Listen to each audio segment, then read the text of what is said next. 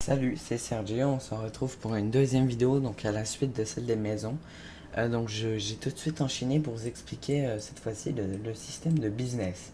Encore une fois, ça vient de Ravens Roleplay et j'ai eu l'idée de vous expliquer vite fait comment ça marchait. Dans le script file que vous avez, c'est obligatoirement B majuscule I Z Z E S, le fichier, le dossier que vous allez devoir mettre. C'est le même fonctionnement. Cette fois-ci, par contre, il a ajouté 30 business. Je vais tout de suite vous expliquer avec le numéro 1, encore une fois. Voilà. Par contre, attendez, je vous explique tout ça. Voilà. On se retrouve maintenant sur le bloc-notes des business. Donc, c'est presque le même fonctionnement. Mais c'est un peu plus avancé ou moins avancé, c'est comme vous le sentez. Donc je vous explique vite fait. Enfin vite fait ou plutôt concrètement. Pas en bref, mais plutôt en détail. On commence. Donc la première ligne qui signifie owned. Donc owned, c'est si elle a été owned par un owner. Donc si elle a été achetée ou non achetée par quelqu'un.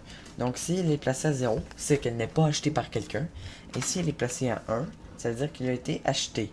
Donc on va le placer à 0. Et donc s'il est à 0, le owner, celui qui le détient, doit encore une fois être de state. Sinon, par exemple, le owner est à 1, on peut écrire Sergio Capone. Donc le clock in bell ici va être à moi, simplement.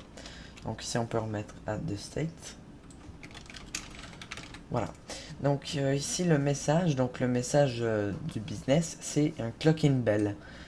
Clock in bell à la place de house qu'on a vu dans l'autre vidéo précédemment. Donc extorsion par, donc extortion by no one. Donc no one, pourquoi? Parce que c'est les states qui l'obtient. Et donc no one signifie que personne n'a l'extorsion.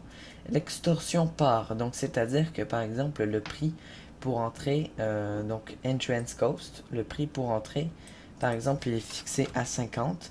Quand par exemple je mets ici Sergio Capone. Donc quand je mets Sergio Capone, l'extorsion va tout de suite venir à Sergio Capone. Donc si par exemple, je vais prendre comme exemple Shelley. Shelley, je sais pas, je vais lui donner un nom comme ça. Grand Schtroumpf entre dans mon business qui se nomme le Clock in Bell. Il va devoir payer donc entrance cost, donc le prix d'entrée, 50$. Et le 50$ va aller sur mon compte de banque, donc le compte de banque de Sergio Capone. Donc ici, on peut remettre no one. Et ici, on peut remettre 0$ vu que personne ne l'obtient. Donc encore une fois, entrance X, entrance Y et entrance Z. Donc c'est la position de l'entrée et où l'icône du business va être placée. Donc encore une fois, c'est le même principe. On va reprendre le X, Y, Z. On a du temps.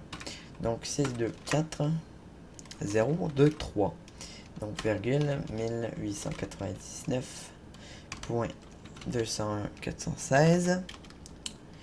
Et donc ça c'est le XY et il manque le Z. Donc le Z c'est 13.54.6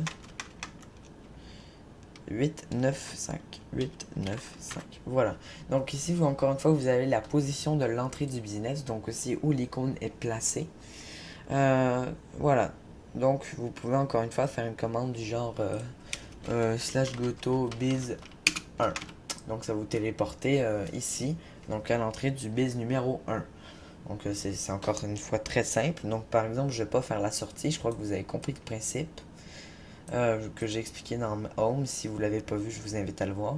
Donc le level needed, donc c'est le level, donc c'est le niveau du joueur ou son score.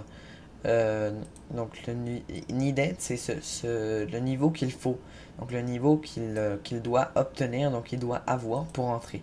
Donc ici c'est 5, donc je pourrais aussi mettre 0, donc tout le monde pourra accéder. Je pourrais mettre 1, tout le monde pourra accéder.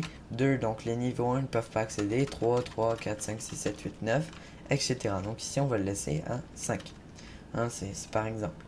Donc le prix c'est à combien le business coûte.